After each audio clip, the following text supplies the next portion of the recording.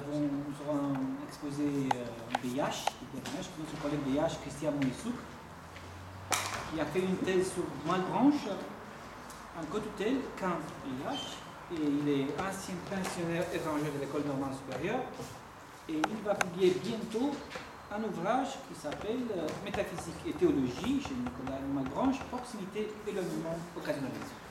Merci, je reviens une deuxième fois devant vous, cette fois-ci avec ma propre présentation, que je maîtrise mieux que celle de ce matin.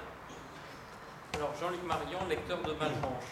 Parler de Jean-Luc Marion en tant que lecteur de Malebranche relève d'un triple défi. Tout d'abord, parce qu'il est difficile de dénicher une lecture, dans le sens précieux que ce terme puisse parfois acquérir, de Nicolas Malebranche dans les écrits de M. Jean-Luc Marion. À ma connaissance, dans l'œuvre de Jean-Luc Marion, il existe un seul article consacré explicitement à Malebranche. Toutefois, l'oratorien n'est pas le sujet principal puisqu'il suscite une interprétation qui convoque aussi Spinoza et Leibniz, sans parler de l'incontournable Descartes. Je renvoie évidemment à l'article intitulé « Création des vérités éternelles, principe de raison », Spinoza, Malebranche et Leibniz, inclus dans le volume Questions cartésiennes 2, et qui avait été publié auparavant dans la revue XVIIe siècle, sous un titre légèrement différent. Sauf erreur de ma part, c'est le seul article dans lequel M. Jean-Luc Marion consacre un nombre de pages à Malebranche. Pourtant, extraire de ces pages une lecture de Nicolas Malebranche serait une démarche présomptueuse et vouée certainement à l'échec.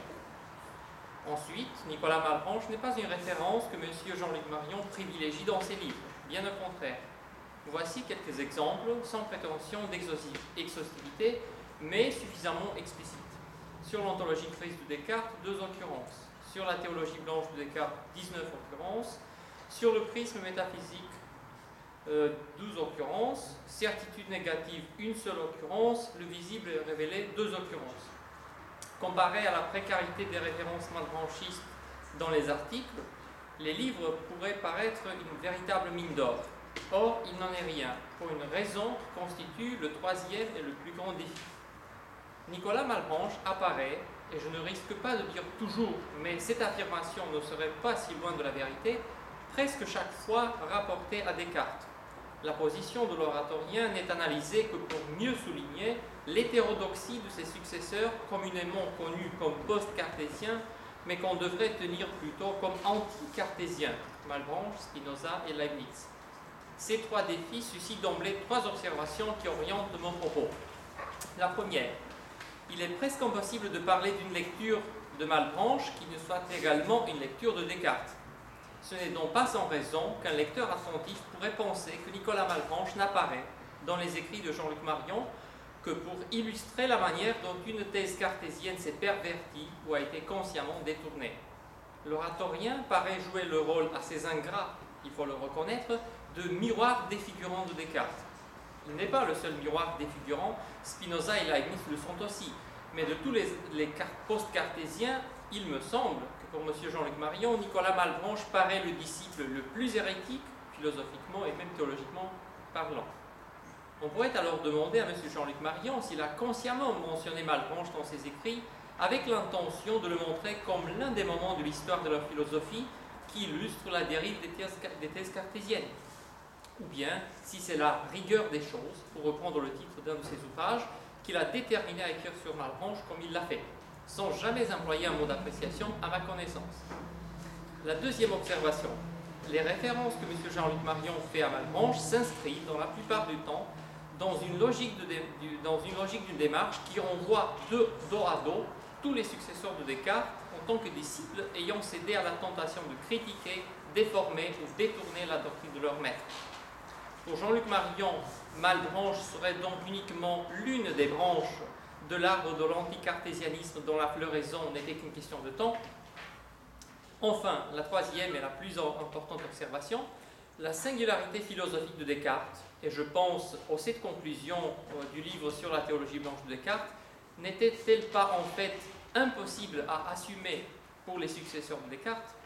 Permettez-moi de citer ce que M. Jean-Luc Marion écrit sur la dernière page de Théologie blanche de Descartes. Dans l'attente, Descartes, de par son intenable et provisoire situation, peut nous dire beaucoup. Il demeure en effet, malgré la nécessité métaphysique qui régit de part en part et le conduit à nommer Dieu causa sui, obstinément attaché non seulement à l'incompréhensibilité de l'infini, non seulement à l'écart entre la science constituée et le savoir transcendantal définitivement inconstituable, mais surtout à la prééminence même épistémologique de l'infini. Donc, m'appuyant sur cette situation, je voudrais souligner brièvement 3 aspects de la lecture de Nicolas Malebranche que M. Jean-Luc Marion pratique. La première, c'est la question de l'infini. Alors, si la position théologique et épistémologique de Descartes par rapport à l'infini était, je cite, intenable et provisoire, ceci pourrait exonérer Malebranche, du moins en partie, pour l'audace d'avoir parlé de l'infini sans les réserves dont faisait preuve Descartes dans la célèbre lettre à Mersenne de 28 janvier 1641. On le sait, Descartes n'avait traité de l'infini que pour s'y soumettre, alors que Malebranche avait voulu en traiter pour le glorifier et pour fournir une, je cite Malebranche, preuve métaphysique de la religion chrétienne. Dans la 6e conversation chrétienne, ouvrage de jeunesse, Malebranche écrit « Certainement, Dieu connaît qu'il est infini et que nous sommes finis. Il sait aussi que le fini, comparé à lui, n'est rien et ne doit être compté pour rien. Il juge donc que nous ne pouvons point avoir de rapport ni de société avec lui. Dieu donc, en créant le monde, a eu en vue un culte digne de lui, un culte dans lequel il a pu, sans se démentir, mettre sa complaisance, un culte, par conséquent, qui exprima le jugement que Dieu porte de sa divinité. » Pour un personnage des conversations, Aristarque, qui joue le rôle de l'incrédule, ces lignes suffisent à déclarer ni plus ni moins, je cite, « Voilà, ce me semble, la religion bien démontrée en peu de mots. Et je comprends bien clairement ce que dit saint Paul, que nous sommes justifiés par la foi en Jésus-Christ. » On pourrait donc se demander de quelle manière l'infini fonctionne comme argument principal d'une démarche qui entend prouver par la raison la religion chrétienne et la rédemption Jésus-Christ, d'autant plus que cet infini dont parle Malebranche semble loin de l'infini auquel Descartes faisait preuve de soumission. Je cite Malebranche, nouveau, les entretiens sur la métaphysique et la religion. Car il n'y a que Dieu, que l'infini, que l'être indéterminé, ou que l'être infiniment infini, qui puisse contenir la réalité infiniment infinie que je vois quand je pense à l'être, et non à tel ou tel être, ou à tel ou tel infini.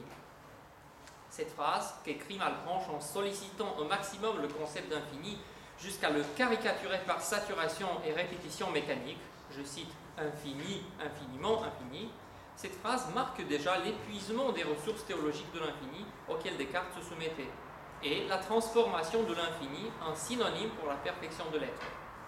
Dans un fragment des entretiens sur la métaphysique et la religion, Malebranche dira directement, je cite, que l'être sans restriction, en un mot l'être, c'est Dieu. Or, si dans l'interprétation de M. Jean-Luc Marion, chez Descartes, l'infini, je cite, autrement nommé puissance incompréhensible, déborde l'ontothéologie de la cogitation, prisme métaphysique, page 111, chez Malebranche, l'idée d'un Dieu qui agit comme puissance incompréhensible est entièrement à proscrire. M. Jean-Luc Marion observe que chez Descartes, il existe une, je cite, prisme 289, une extraterritorialité métaphysique du nom divin tirée de l'idée d'infini, et pas moins de 3 dénominations cartésiennes de Dieu.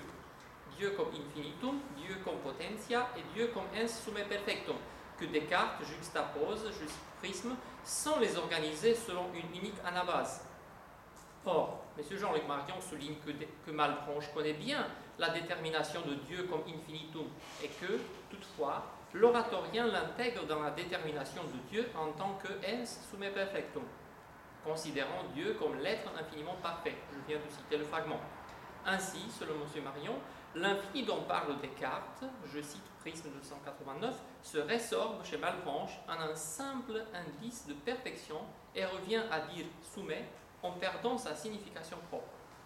Cette lecture de Malebranche est maintenue par M. Marion dans le texte conçu et publié à l'origine en anglais, Esquisse d'une histoire des définitions de Dieu à l'époque cartésienne, texte repris dans Question cartésienne 2.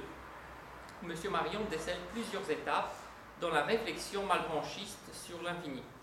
En effet, dans cet article, M. Marion vérifie une hypothèse de lecture déjà avancée dans le prisme. Je cite l'hypothèse. Peut-on sans doute présumer que cette évolution vers le privilège des noms divins tirés des perfections entretient une relation étroite, bien qu'encore à clarifier, avec l'interprétation de Dieu comme Dieu de la connaissance de la vérité et de l'exercice des sciences, à l'encontre de la doctrine de la création des vérités éternelles. Nous suggérons donc une hypothèse. Malebranche développe une seule des deux figures de l'ontothéologie redoublée par Descartes, celle de l'ens ut cogitatum. Fin de citation. C'était l'hypothèse avancée en 1986 dans l'article Esquisse d'une histoire des définitions de Dieu à l'époque cartésienne, confirmée 10 ans plus tard en 1996. Le choix malebranchiste parmi les déterminations cartésiennes de l'idée de Dieu est expliqué par M. Jean-Luc Marion comme la réponse à la doctrine cartésienne de la création des vérités éternelles. Et nous touchons ici au deuxième aspect que je veux succinctement analyser et qui est la pierre de touche sur laquelle M. Marion vérifie la fidélité des successeurs par rapport à Descartes, la question des vérités éternelles. M. Marion soutient que celui-ci affronte la doctrine, que Malebranche affronte la doctrine de la création des vérités éternelles en s'en tenant uniquement à leur énoncé le plus faible, celui des sixièmes réponses, au lieu d'affronter le texte des lettres de Mersenne de 1630. Rejetant la thèse cartésienne, en effet, Malebranche essaie de la disqualifier par deux arguments. Le premier argument invoque un prétendu caractère contingent de ces vérités si celles-ci avaient été instaurées par la libre volonté de Dieu. Or, M. Jean-Luc Marion montre que les thèses de 1630 répondent déjà à cette objection de Malebranche, d'un Malebranche effrayé par la métaphore monarchique d'un Dieu dont la volonté ne connaît aucune règle et dont la puissance est incompréhensible. Le second argument s'appuie sur la prétendue inaccessibilité pour la connaissance humaine du décret divin instaurateur dont parlait Descartes. Je cite Malebranche. Mais où est-ce que les hommes voient ce décret? Dieu a-t-il créé quelque être représentatif de ce décret? Or, cet argument, observe M. Marion, ne peut attendre Descartes puisque celui-ci accepte le décret divin instaurateur des vérités à la connaissance par la représentation. L'établissement des vérités éternelles peut se comprendre mais ne peut pas se concevoir. Personnellement, je pense qu'il y a cependant un aspect de la rupture entre Malebranche et Descartes qui met en jeu un troisième argument implicite contre la création des vérités éternelles que M. Jean-Luc Marion n'a jamais analysé à ma connaissance et profitant de sa présence, je voudrais le lui signaler afin qu'il en exprime son opinion. Donc, dans les lettres de 1630 écrites à Mersenne, le souci de Descartes est de laisser la volonté de Dieu se déployer libre afin que celui-ci puisse instaurer par décret les vérités éternelles.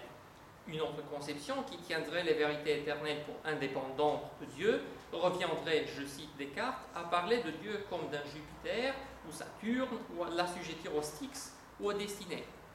Or, Descartes n'hésite pas de mettre sur table son argument théologique le plus fort. Tenir Dieu pour soumis à quoi que ce soit revient à proférer un blasphème. Je cite. « Et si les hommes entendaient bien le sens de leurs paroles, ils ne pourraient jamais dire sans blasphème que la vérité de quelque chose précède la connaissance que Dieu en a, car en Dieu ce n'est qu'un de vouloir et de connaître. La plupart des hommes ne considèrent pas Dieu comme un être infini et incompréhensible, et qui est le seul auteur duquel toute chose dépend. Or, même si Malebranche ne cite jamais les lettres de 1630, il ressent cependant le besoin de contourner le dispositif théologique qui soutient la doctrine de la création des vérités éternelles. Ainsi, s'efforce-t-il de rejeter sur Descartes des accusations qui pourraient le disqualifier du point de vue théologique. Je cite le 10e éclaircissement. Ainsi, le décret de l'immutabilité de ces vérités est une fiction de l'esprit qui, supposant qu'il ne voit point dans la sagesse de Dieu ce qu'il aperçoit, et sachant que Dieu est la cause de toutes choses, se croit obligé d'imaginer un décret pour assurer l'immutabilité de ces vérités. Mais on suppose faux, et l'on doit y prendre garde. Je cite encore Malebranche, mais ce décret est une imagination sans fondement. Donc, fiction de l'esprit et imagination sans fondement. Une accusation qui revient deux fois. Or, Malebranche essaie ni plus ni moins d'accuser Descartes d'innovation en théologie. À l'accusation de blasphème adressée par Descartes en 1630, à ceux qui acceptaient les vérités éternelles au pouvoir créateur de Dieu, répond les accusations qui stigmatisent le décret créateur des vérités en tant que fiction de l'esprit et imagination sans fondement. À mon avis, c'est un argument qui répond explicitement au dispositif théologique implicite de la doctrine de la création des vérités éternelles. Pour accuser Descartes d'imagination sans fondement, Malebranche se doit d'ériger contre l'incompréhensibilité divine un argument théologique d'une force au moins égale. Ainsi, avance-t-il directement contre la prétention de Descartes de soustraire Dieu à la raison et pose la plus audacieuse des universités des vérités éternelles. On ne voit que dans la sagesse de Dieu les vérités éternelles immuables et nécessaires. J'en viens enfin au dernier aspect de mon intervention. Après la question de l'infini et celle des vérités éternelles, la rupture entre Malebranche et Descartes se concentre dans le statut du Verbe divin, qui ouvre à l'homme l'accès à la sagesse de Dieu et garantit l'universalité la plus radicale des vérités éternelles et de la connaissance. Je cite Malebranche, « On peut dire même que l'Esprit connaît en quelque manière Dieu connaît les choses, et quoique je susse que vous êtes la sagesse du Père, dit Malebranche au Verbe, je m'avisais de penser que vous êtes aussi la nôtre, ou la raison universelle à laquelle tous les esprits sont unis et par laquelle ils sont raisonnables. » Jean-Luc Marion souligne à juste titre que Malebranche s'efforce de refermer l'abîme entre le fini et l'infini que Descartes avait ouvert. Et dans l'article Création des vérités éternelles, je cite ce que dit M. Jean-Luc Marion, ce que Descartes n'avait cessé de mettre à distance de l'infini incompréhensible, à savoir le code comme pratique effective et divine et finie de la connaissance humaine des états intramondains, devient même un code pour Dieu. Le code ne dépend plus d'une instauration arbitraire et donc d'une création. Sa rationalité relève immédiatement et donc divinement du Verbe.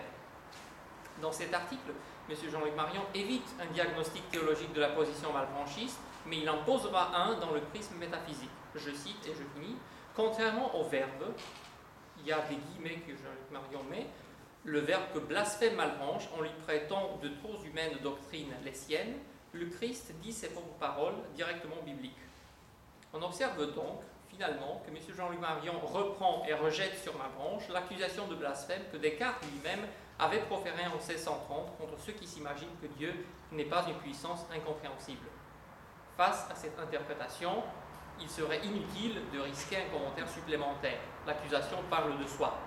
Nous risquons cependant une question. Y a-t-il un philosophe contre lequel M. Jean-Luc Marion se souvient d'avoir proféré cette accusation de blasphème? Si oui, lequel? Sinon, est-ce qu'il la maintient aujourd'hui? Merci.